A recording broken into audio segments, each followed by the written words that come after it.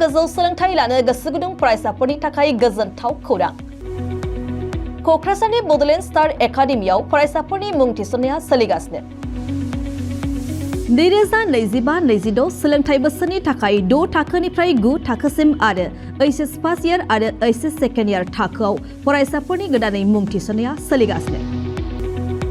क'क्राझार शहरजों नांजाबनाय साहा फारसे साखाथि तितागुरियाव थानाय बड'लेण्ड स्टार एकाडेमि क'क्राझाराव बड' मिडियामनि 6 थाखोनिफ्राय 9 थाखोसिम साइन्स, आर्ट्स, कमार्स स्ट्रिमाव, बड' आरो इंलिश मिडियामाव एचएस फार्स्ट इयार आरो एचएस सेकेन्ड इयार थाखोआव फरायसाफोरनि गोदानै मुं थिसननाया दासान्दि सोलिगासिनो दं।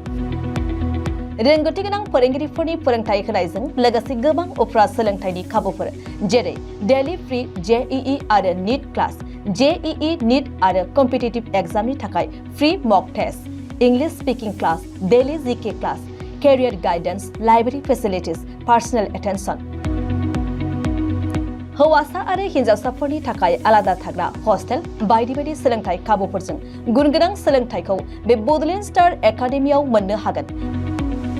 बेनि अनगायैबो मेट्रिक आनजादाव 85% एबा बेनि बांसिन नम्बर मोननाय फरायसाफोरनो बेसेन लायालासे मुं थिसनथाइ होगोन आरो बिपिएल नखरनि फरायसाफोरनो मुं थिसननायाव 20% रेहाय होनाय जागोन। अब्ला मानोथो गोबाव खालामनो, नोंथाङाबो गुनगोनां गोजौ सोलोंथाइ लानो थाखाय क'क्राझारनि बड'लेण्ड स्टार एकाडेमियाव मुं थिसननायनि खाबुखौ लादो। बांसिनै मिन्थिनो थाखाय गाहायाव होनाय मबाइल नम्बराव फोनांजाब खालाम। मबाइल नम्बर 7638008149, 6003494371 आरो 6000034997।